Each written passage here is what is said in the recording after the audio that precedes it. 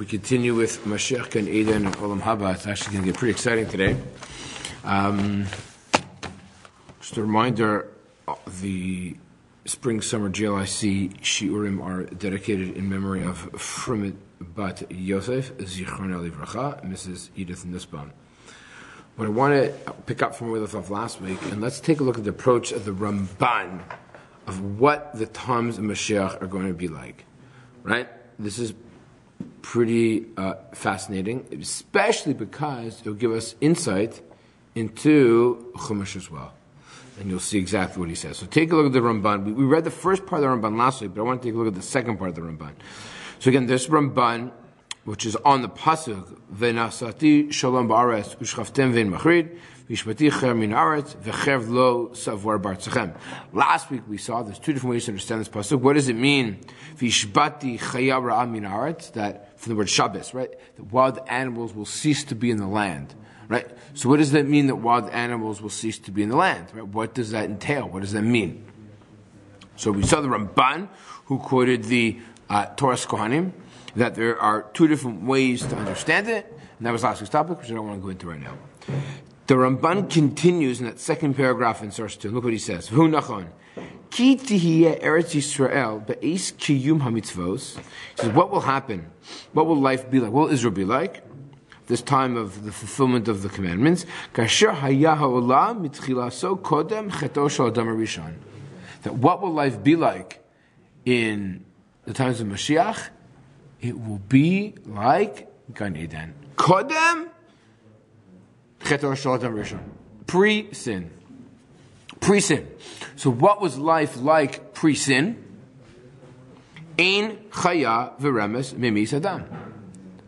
What happens as a consequence of eating from Eis Hadas? What happens to the animal kingdom and the human kingdom?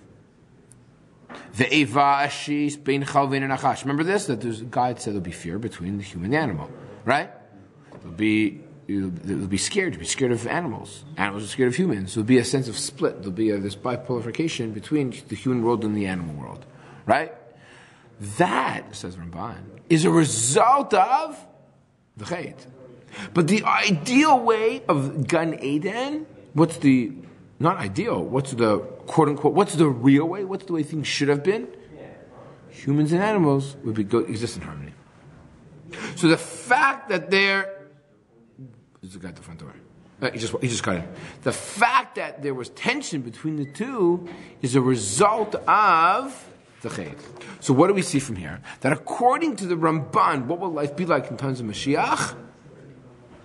We'll be vegetarians. Well, first of all, can we be vegetarians? Right. It's very possible, because won't be this tension. We're going to be vegetarians. I don't know if I want Mashiach. Right? So what's life going to be like according to Ramban is going to be, well, why would there be that vishpati chayara minaretz? Go back to the pasuk in Vayikra. Why will wild animals not roam around Israel? Meaning, because there's not going to have this tension between the two. And you'll see what he means by that. So again, for the Ramban, the times of Mashiach, it's not going to be miraculous per se, either, just like the Rambam. It's just going to go into an existence of Pri-Chet. And for the Ramban, that's not miraculous. It's the way life should be. Yeah. You follow? It's not miraculous. It's almost the default setting of human existence. It's as a consequence of the Chet, there's tension in the human world and the animal world. But that's not the way it should be. That's only because of Chet. That's only because of what a human being introduced to the world. But that's not the way it should have been. It was a consequence of sin. Therefore, the times of Mashiach, we're going to go back to that Gan Eden type of existence. So that's what the Ramban says. This pasuk is saying, "Vishpati chayar min haaretz." What will it be like? It'll be like Gan Eden. There won't be tension between the two. Let's continue reading this Ramban. V'kamosha amru in arod memis alachet memis. It's so funny. I actually dealt with this yesterday at a shir I gave for women. That it's not wild animals, it's not these scorpions, it's not these snakes that kill you, it's Chet, it's sin that kills you. So what do we see from here? That really, the fact that an animal kills a human being is because of our sin, our mistakes. It's not the way it's supposed to be. There's supposed to be much more of a peace and tranquility between the human world and the animal kingdom. The V'shasha yoneg alchur pasen v'chen per v'dov ter'ena v'aryeh kebakar yochal teven. All the psukim that we saw last week in before Yeshayahu, ki lo hayahat terf b'chadaros. When the Torah describes the gars ze'evim keves, you're going to have a lion and you're going to have a wolf and they're going to be with the lamb, they're going to be with the goat. That's not miraculous. That's what it should be. The fact that an animal lunges and pulverizes maybe even another animal, that's not even ideal. Even animal versus animal, perhaps not the way it's supposed to be. Really, animals eat what? By the way, once I'm going to finish this thought, what is, according to the psukim in the Torah, what are humans supposed to eat? What are animals supposed to eat?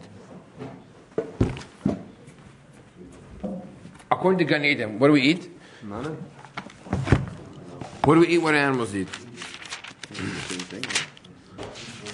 So according to the Chumash, the end of chapter 1 in Genesis, V'omer Elokim, Hinei nasati lachem kol esev zorei zera asher al pnei chol haaretz. So God actually, this is speaking to the animal kingdom. Those eat vegetables. Ve'ez kol ha'et asher bo pri'et zorei zara lachem yalochla. So we get to eat, human beings get to eat vegetables, and we get to eat fruit. What do animals eat?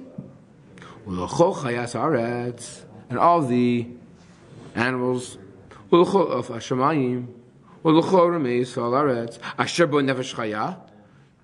do they eat? What does the animal kingdom eat? They eat asev. They eat grass. They eat vegetables. So humans eat vegetables and fruit.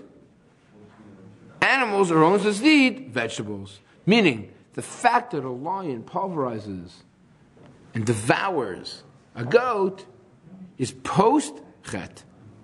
It's not the way it's supposed to be. Not just the fruit, right? Doesn't the Midrash bring down that you can eat the tree itself? Okay, it could be, yes, yeah. Okay. Meaning, yes. No distinction. Right. Is the Ramban unique in asserting that the sin of the Eitz Hadat changed the fundamental nature of the way animals behave as well as humans? So he's probably not alone on that, because it's very hard to be alone on that when the pasuk says, right.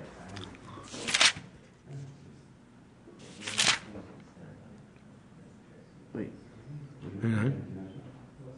Here, ve'eva ashit beincha v'neisha, right? So there's going to be this eva, there's going to be this fear between humans and animals, i.e., it appears, again, it is a machloket. What was it? So if there's fear, so again, if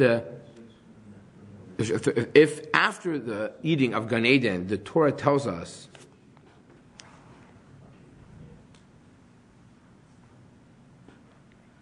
Arur atamiglo be'ema, that this quote unquote the snake is cursed, then now you're going to travel in your belly and eat dust. Well, that can't be what it did before, right? It's not, it has to be that's a chiddush. That's new. It wasn't that way the day before. Maybe it walked around before, right? That's what other, right? And when the woman all of a sudden now she has pain, be'etzev tol divanim. So then what was it beforehand? There was no etzev tol divanim. She popped out kids. Now there's going to be pain and epidurals, right? So that's perhaps what Chumash is trying. That's a chiddush of what happens post Gan Eden. Okay. Which means pre-Gan Eden, perhaps you didn't have that tension. Right. So that, and for sure for the Ramban, it's like that. And therefore, for the Ramban, we're going to go back. By the way, the Rambam might not say that, right? The Rambam is going to say, we're talking about all the psukim are metaphorical.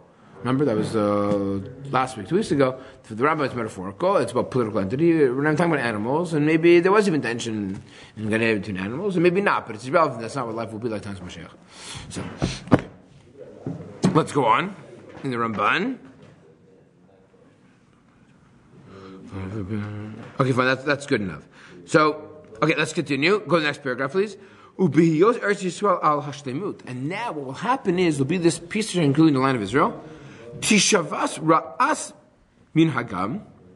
It will there'll be the cessation of the evilness of the world. The Ya'amod al Teva HaRishon, and it will go back to the original natural state of the world pre-chet. The way that was ideal, the way things were when it was created. If you want, go and read my Parshanut in Noach, which we're not going to do. Now, Valkain, and this is how it applies to our topic. Referring to the redemption of Mashiach. Sheyashuv hashalom ba'olam. There will be peace. Why? Because what was it like in Gan Eden? Of course there's peace during Gan Eden. V'yichdal hateref, and it will cease the sense of vengeance and this devouring. The way it was when the world was created. That will be, and the Rambam concludes, this life will be like. Okay, now if that's true, we're going to extrapolate to another Ramban, because you'll see why this is just to get the full picture for the Ramban, where I want to go to source number 3. Source number 3 is talking about Umal Hashem Elokecha, that God will circumcise our hearts. That, again, for the Ramban, by the way, the Rambam too, it's talking about Yemos HaMashiach. So take a look, what will life be like? I just want to show you, because he says it himself. Look at source 3. V'nira min aksuvim inyan zeh she'omer ki mizman habriya. When we were created, haisa reshus biyad hadam lasos kirtzonot tzaddik rasha. For the Ramban, this is a philosophical question. When humans were created, were they created with free will or not? Because you're going to find yourself in a conundrum. If human beings have bichira chofshus when they're created, then they can choose between eating Eitzadas, not eating Eitzadas. Okay. So, if that's true, that's great. But if you want to tell me they don't have Bechira, so then, how are they able to sin? So, the question the Ramban needs to do with is, how were human beings created? Did they have Bechira, or did they not have Bechira? And if they had Bechira, so what was it like after? Because Eitzadas Tovara, does that mean that Bechira was only introduced later? What type of Bechira was there before? So Ramban is going to make a distinction between two different levels of Bechira. And then he will, of course, say, and that level of Bechira that Adam Arishon had in Gan Eden will be the level of Bechira that we will have again during Yemos HaMashiach.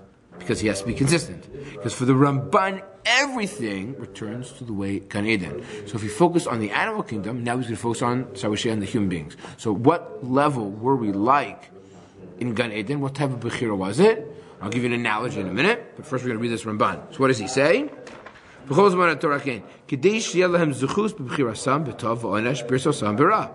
He says, we had free will. But in the times of Mashiach, meaning that when in the times, and this is hard to understand, when we were created originally in Gan Eden, good was our default setting, right? The teva, goodness, right? It was so obvious, the choice. Meaning, just like it's obvious that smoking is bad and dangerous, do I have bechira to smoke? Of course, there's bechira to smoke. But who in the world would choose to smoke? I hope, right? Who in the world? I grew up. My father, Shalom, was I smoked for 17 years. When I was a little kid, 8 years old, maybe something like that. He stopped smoking. No, I was 12 when he stopped smoking, and we were given permission by our mom that every time we saw our father smoking, we give him what's called apach duchas. Basically, mini spanking, so to speak. And he stopped, and he only smoked outside, and then eventually went from, 2 packs a day to nothing. And he quit cold turkey, which was one of my proofs that yes, it's true, smoking is addictive, but because it's addictive doesn't mean you can't stop. Right? What's another proof? Is that, 10,000 people a year quit smoking in America. So, people who say, because you're smoking, I can't stop, you can stop, because thousands of people quit every single year. And don't tell me they're not addictive, they smoke many packs a day. So there's ways to do it, you have to know how to do it, right? So it's an excuse more than it is something real. Actually, how did he quit smoking? He never smoked on Yantav.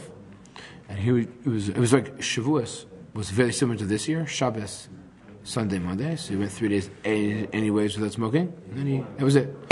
1987 or something like that. So anyways, back to our topic.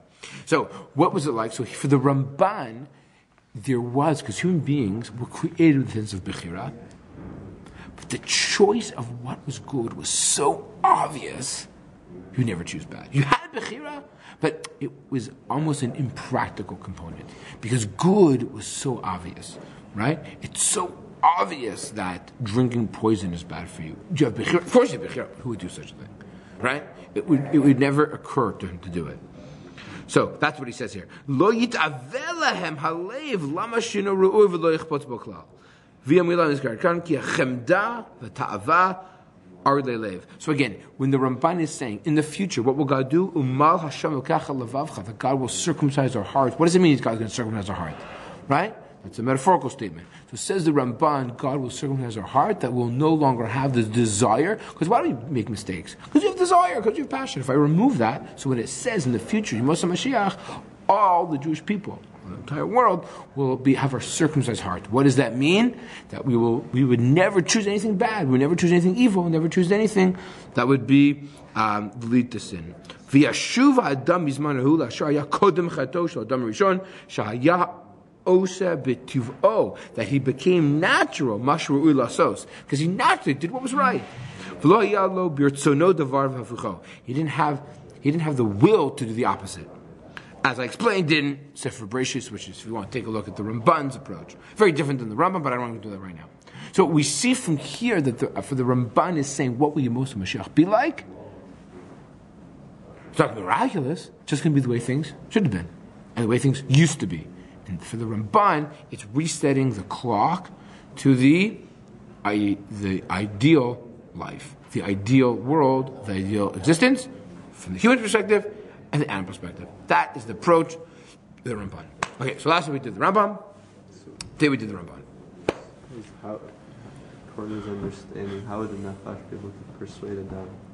Oh, very good. So for the Ramban, it's going to have to, in order for Adam to do something evil, you're going to need something external in order to have him change his mind. Only something external could force him, could change him to do something evil and wrong. He could have never done it on his own. So no concept of like a Yetzer Hara. Right, exactly. Right. He needed something external, and what is this external? This Nachash entity is this external entity, and if that is imposed on man and introduced, then it occurred to him he could actually do something different. So he sees that, he views that as a possibility also in Yemos HaMashiach. Potentially, yes. Unless you say that won't exist in Messianic. Right? Well, because certainly it's not going to be another human persuading them. Right, correct. Right. Okay, that's the Ramban. Okay. Our next topic, and I wanted this last week, I just ran out of time. So our next topic is Gan Eden. So here we go. Let's go through the stages. I'm going to explain to you outside, just to make life easier, and then explain to you, then we're going to see the sources inside. According to the Ramban, so the Ramban wrote, I actually meant to bring it here, it's printed in Kitvei Ramban, 2 volumes of Kitvei Ramban. The second volume of Kitvei Ramban, he has what's called, a section called Shar HaGemul, and in there he writes very, very extensively, way too much almost, on all of these ideas. This is where a lot of his approach comes from. Very, very wordy, very, very long, very Kabbalistic, a lot of Kabbalistic underpinnings, and I think even what is written there has to understand that Kabbalistic way. And in many ways, he explains it in the literal sense, and then he says, yeah, but there's more, and I'll give you an example of that, okay, coming up in a few minutes. But the Ramban says the following. This is the order of events. There's what's called, there will be a war called Gog and Magog. that will precede Yemos HaMashiach, right? Then Yemos HaMashiach is essentially like Gan Eden, but it's a physical existence. Body, eat, drink, life will go on, right? For the Ramban, but it'll be this Gan Eden type of life, this ideal type of life.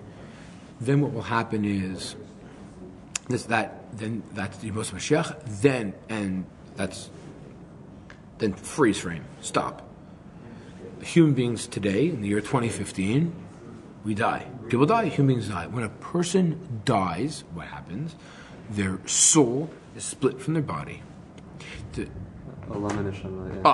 he has what's called Olam HaNeshamos. He has the world of the souls.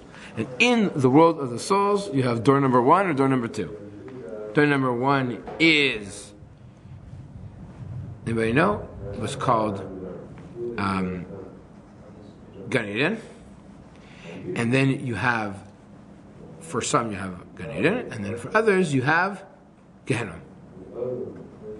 And others who finish Gehenna will get to Gan Eden eventually, and then finally at some point later on we'll have Olam Haba. Okay, so we have these different stages. We have first there's Gan Eden. Gan Eden is almost like a holding cell where everyone, as we'll see in a minute, will get there. That is not a physical existence. Our physical body has been buried in the ground. Our soul is in Gan Eden. What happens is, at some point later on, the body and the soul will reunite again in Tchias HaMesim. That's the approach of the Ramban. Now, our body, which rotted, our body disappeared. In the ground, somehow there'll be this reunification between a physical body and a soul back, by the way, in this world.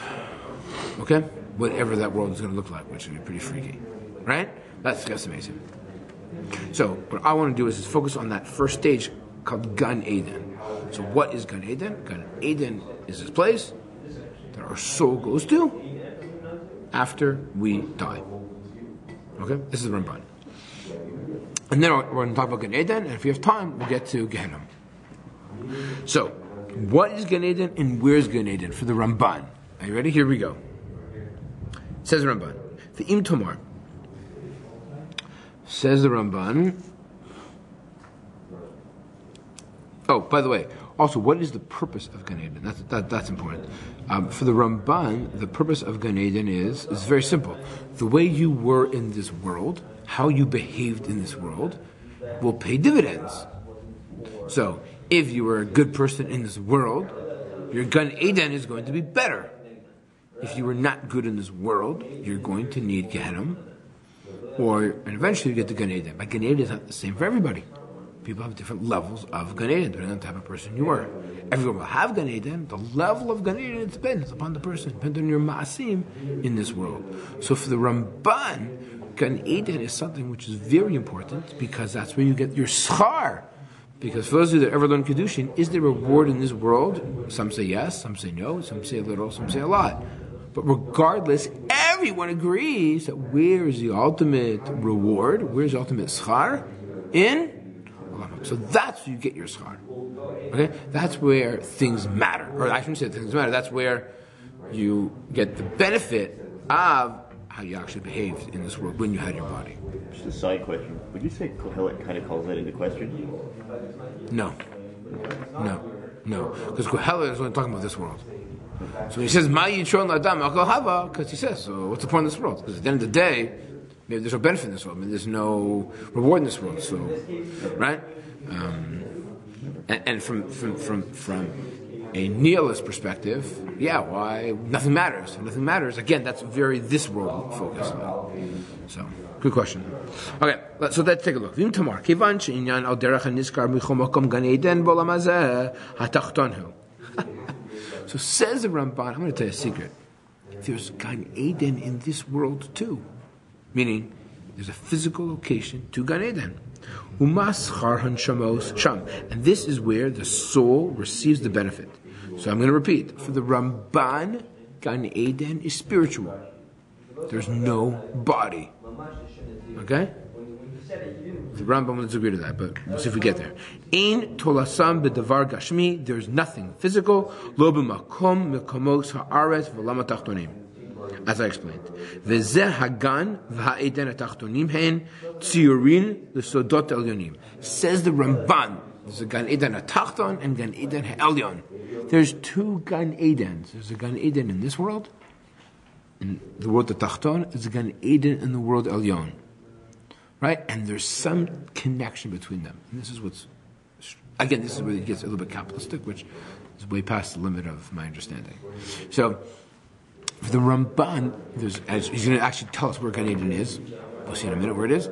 And the soul goes to this Gan Eden, and it will be connected to this Gan Eden Atachton, and will also, of course, be connected to the Gan Eden Elyon, which is purely the world of the souls. So again, Gan Eden for the Ramban exists both in this world, Halam Atachton, and the world of Olam Elyon. So there's something.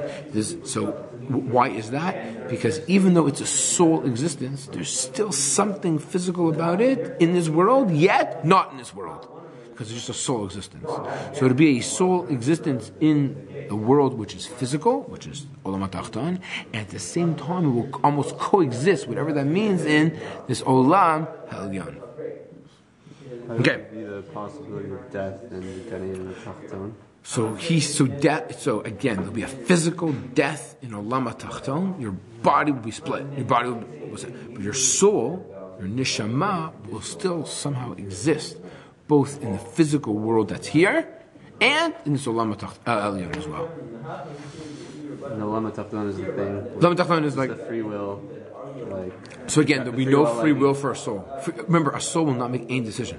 Well, you need a body to make a decision. Souls do not make decisions. Souls just do. They don't decide. Like, he views the Yetzer as it was in Gan Eden, like not having a Yetzer. So again, okay, so careful. He says the existence of the Yemos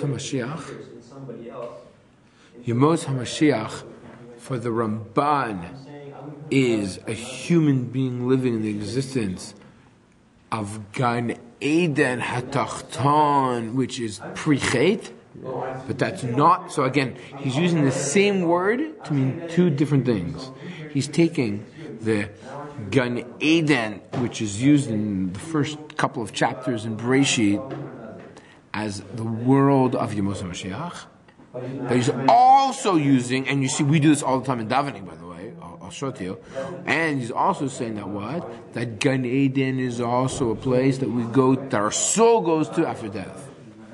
So even though Yemos HaMashiach is a time, and death is a totally separate time, they don't necessarily connect it at all. The proof is, a person dies today, as far as I know, Mashiach didn't come.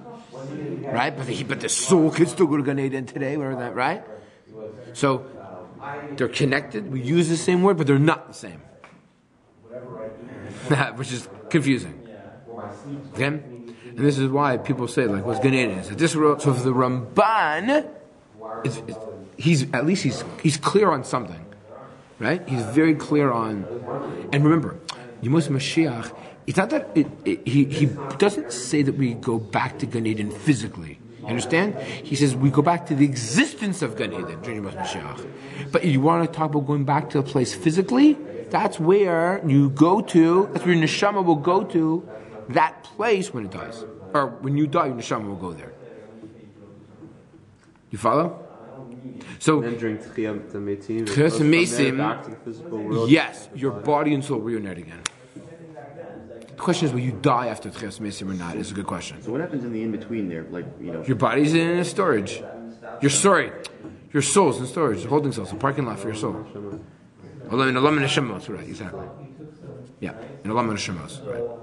No such thing as like reincarnation or something like that. So reincarnation can be understood as Tchiyat Metim. That's going to be like. If that occurs, then there's life is infinite. No, that's not so clear. There could be death again afterwards. Then it could be a cycle. Cycling? Could be. Yeah. I'm still trying to piece together Tchiyat Metim. I'm not there yet. We'll get there. Slowly. I gotta deal first one stage at a time. Okay? Yeah. I haven't gotten that far in the Shar Gmul. I'll get there. Okay. So here, but you'll see why this is more than just intellectually interesting, which I think it very is. It's really, also we use terms, and it's good to understand terms because we just throw them out all the time. So, but I think there's also an important message here, which we're going to see as well. Okay. So when we use the term. So it's my father's yurtzeit 2 weeks. So these things are 2 weeks today. So all these things are thinking about it. We use big Gan Eden. What does it mean, right? Big Gan Eden Tim Menucha. So now it makes a lot more sense See why when we talk about Gehenna, about the whole thing of Kaddish, which we're not there yet. But when we say Kel Malei Rachamim, so our words actually make sense, right? And yet you understand what you're davening for now. I'll tell you why. A person passes away, they can no longer do Masim Tovim. Now, the one thing they can do is they can set a ball in motion. What do I mean? So let's say Ruvain is a father of 2 boys. Ruvain passed away. So certain actions that these boys do can provide merit for an neshama. I'll explain what I mean. If these 2 boys could learn Torah and do Masim Tovim, why are they doing it? His father taught them, educated them, modeled it for them, sent them to the right schools, 1,000 different ways. All of the above, some of the above, none of the above. So we see that it can have an effect. So the neshama can't do anything more, but nonetheless, if things are going on in this world because of what Ruvain did, so he gets credit for it. He gets schar for it. He's not doing anything. He can't. He's dead. But what he set the ball in motion. You have a running tab. So it's almost like you have a running tab. So when we make a yes. That's the idea. That's when we talk about schus avos. That's what we really mean. Is that it's a running tab? Is that things that you do? It's like dominoes. You flick the first tile, right? It goes down. Now, it breaks, it falters, falls over, right? You gotta fix the tile sometimes, right? So the question is, what do you set in motion? It can still have an effect. So when we make a Kel Malei Rachamim, what do we say? What are we really davening for? So where's the Kel Malei Rachamim in here? Not here. Where are the Kel Malei? Kel Malei. I'll go to the Yisker section. It'll be there.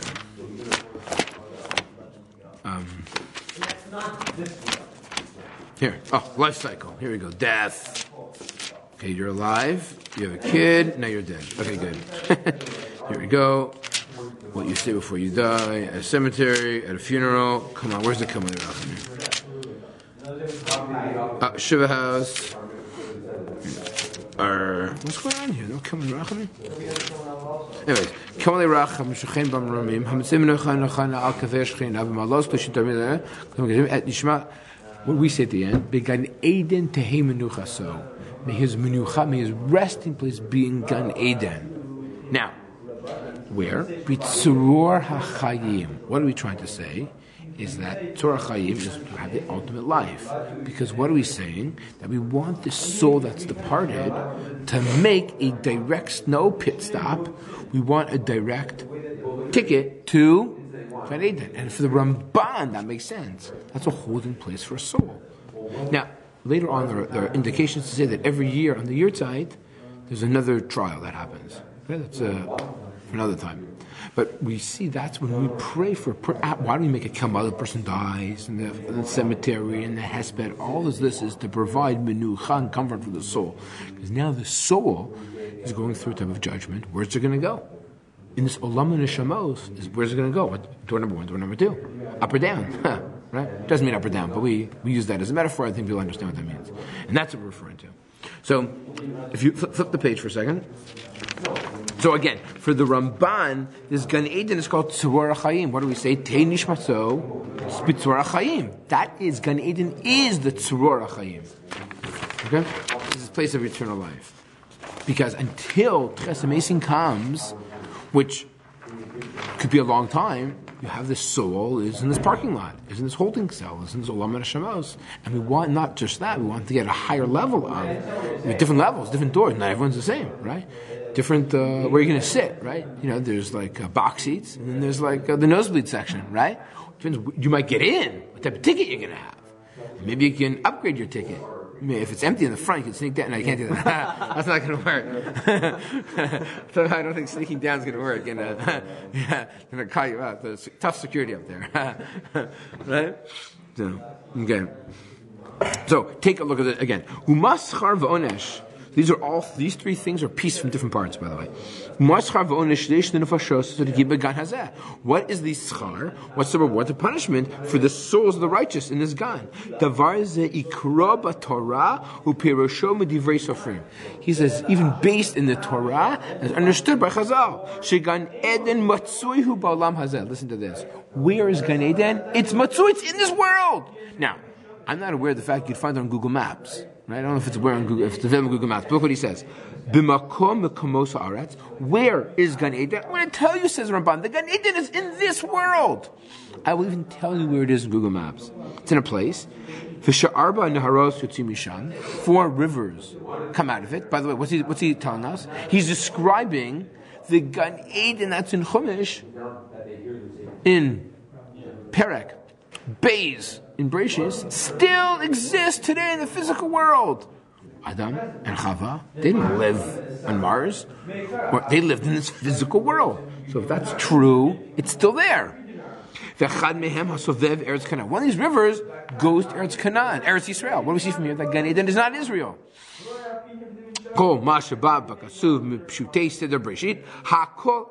And ein mikra mehem yodei yotzei midei pshuto. That you have to understand the Torah literally. Now, it doesn't mean for the Ramban, who's a Kabbalist, says the Torah is understood literally and on a Kabbalistic level. But on the literal understanding of Gan Eden, of the Psukim, Gan Eden exists in this world. You can go check it out yourself.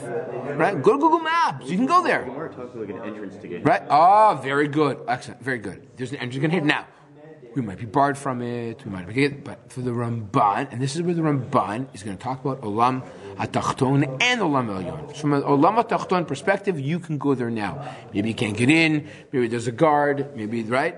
We know that the end of Gan Eden, Hashem put Kruvim to prevent the way back. But for the Ramban, you can go there. Now, what will be very interesting, I don't think we're going to get to it today, but I want to get to it, and that is, why is Gan Eden in Israel? For the Ramban, that will be very important. It's not in Israel. And Gan Eden can't be in Israel because there's two different ideas. Israel is good for X and not good for Y. And that will be important for Ramban from a philosophical perspective and even a hashkafic perspective. Okay? Which I think is one of the things we can actually really glean out of it, which are very helpful for us in the modern era that are not esoteric at all. So it's kind of taking something which is very esoteric and making it very practical. But I'm going to need another week for that. And he says the Anshe Hamidot. So what is Anshe Hamidot? Anshe Hamidot are scientists for the Ramban. That's what the footnote said. Yomru Shigan Eden. Where's Gan Eden? Tachat Kav HaHashviyah Shelo Yosif HaYom V'lo Yachsar. So we call that the equator. So it says the Ramban. You want to know what Gan Eden is? It's just by the equator. Where the day and night, where the temperature doesn't vary, where day and night doesn't vary, right? We know that.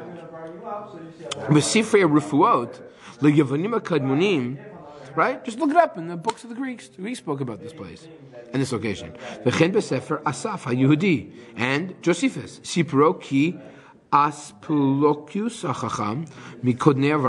Okay, and he goes on and explains. What do you want from me? Gan Eden is. At least we'll talk about where it is. Go there yourself. Check it out. Now,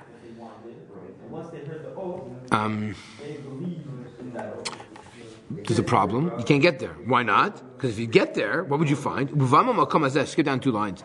You can't get in. Because there's this, as we described in the end of the Gan Eden episode. What does it tell us? Why can't we go back to Gan Eden today, guys? What did God place at the end of Gan Eden? Take a look. At the end of Perek Gimel. V'yagarash es Adam, man's banished. V'yashken mikedem leGan Eden es hakruvim. There's these kruvim. But there only are 2 kruvim in all Tanakh, of the Torah. There's kruvim by Gan Eden and kruvim by the Mishkan.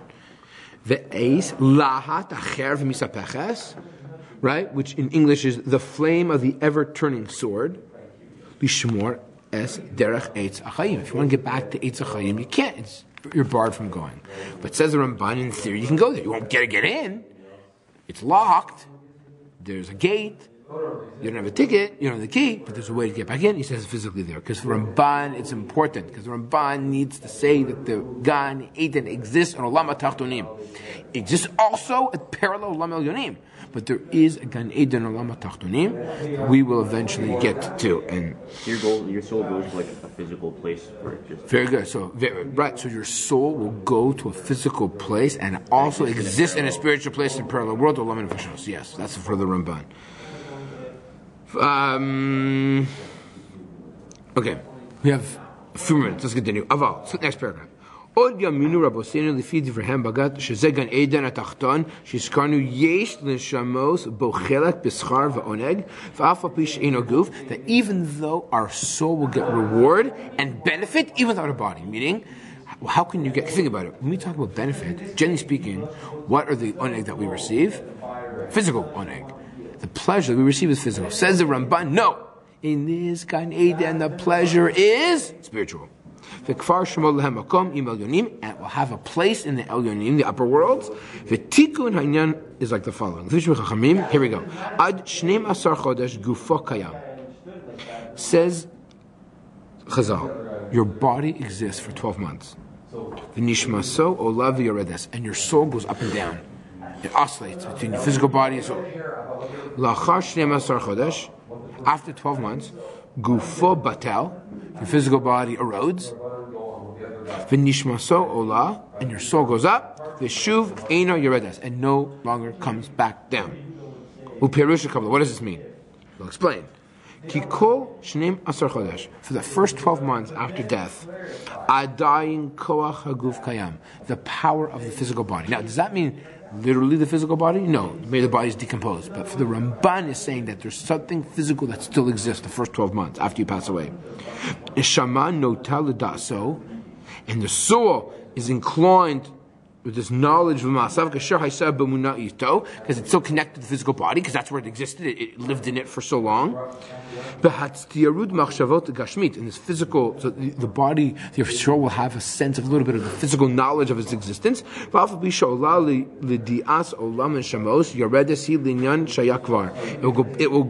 ascend to the world of the souls, but still be connected to the ground. After 12 months, it'll forget, it'll be severed from all physical connections. Okay, and it will all go into Olam Haba. Now, let me explain. When we read a little bit about Gehenna, which I will touch on a little bit now, when a soul, what is the purpose of Gehenna? So for the Ramban, the purpose of Gehenna is to cleanse. Meaning, it's actually should not be looked upon as something negative. There's something very positive about it. And what is it? It's a place where your soul gets cleansed. So, look at it like the dry cleaners. You were given a beautifully pressed white shirt, but you spilled wine here and chillin' there, and whatever, tuna fish, whatever it is, right? Trying to go through the various meals of Shabbos, right? Great, chicken soup. So it comes along your white shirt, and he's get cleaned. And that is the function of Gehenna. Well, it's implied that it's painful. Oh, it will be painful. Yes. There'll be an element of pain. There's no question that is going to exist, and we're going to see that inside in a minute. Well, not in a minute, next week. No concept of like eternal punishment for leading a... Very good. Okay, so you ask an excellent question. What about the Ahmadinejads? What about the Yasser Arafats? What about the Adolf Hitlers of the world? Excellent. Oh, by the way, those are all non-Jews. Because we're going to see what about the Jew and the non-Jew. We have to deal with that. And what about the really wicked? Let's deal with that too. Okay, so we'll get there at some point. Very good. What will the Ramban, what will the others say about those types of people? Because if I would take this Ramban, it appears Jew, non-Jew, Ahmadiyya, everyone has this chance. But it's not going to be so simple. Okay, fine. And now he goes on to say, 2 lines down, right after the footnote 25. I don't mean that when the gufo is kayam for these 12 months, the physical body is really there. Whether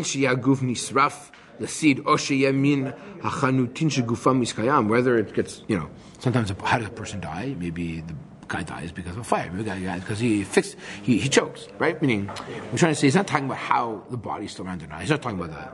But rather, he's talking about much more of this physical existence, not the physical existence of a body, right? So the first 12 months, the neshama still is connected to this world, which is why. Otherwise, how would it experience pain if it doesn't have? If it's not connected to any type of physical. Okay, so the question is, it can't be pain because again, even for the Ramban, who we're going to see, is going to argue that Gehenna is a fire for the soul. There can't be physical pain because this is part of the Olam Neshamos, which is spiritual existence. So it can't be physical pain; it has to be spiritual pain. Right? It can't be talking about physical pain. Also, when the body's dead, it's dead. Like, where's the physical pain? It's dead. So all the pain and the connection is in the spiritual realm. It can't be in the physical realm. And for these 12 months, Ubotan, the 12 Chodesh, and by the way, this is why the first Yurtzeit is a very big deal. The first Yurtzeit is a big deal. The first few months after a person passes away is a very big deal because that's really the ikar. That's why for the first 12 months, after losing especially a parent, a person has to be very, much more involved in masim tuvim learning because this is crunch time for the parent's soul, and you as a child have an obligation. When I say kaddish, right? You have an obligation of kibud avaim.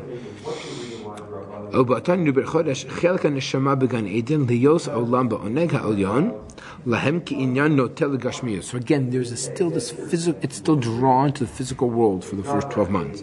Okay, fine. All right, we've kind of seen this already. Okay. I want to deal with why not Israel? Why not Israel? Why isn't Gan Eden in Israel? I got to find that paragraph. Too bad. Okay. Let me explain to the difference between, and we're going to end with this. Why not Israel? What is Israel for? And what is Chutzar for? And Gan Eden is actually almost seen as Bavel. So, what? Which is not really right, but yeah, from a geographical perspective. But that's how it was understood anyways. So, Israel is known for a place of Nevuah.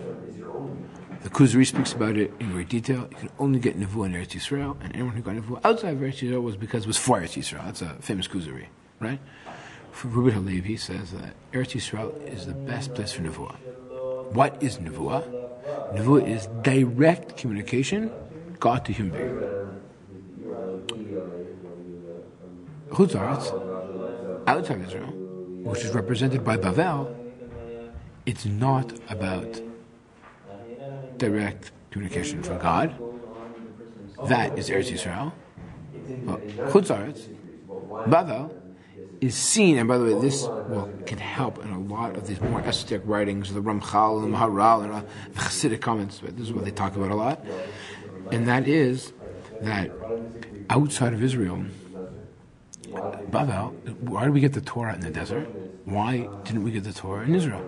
The answer is because the Torah is about creativity. You follow? Not Nevuah.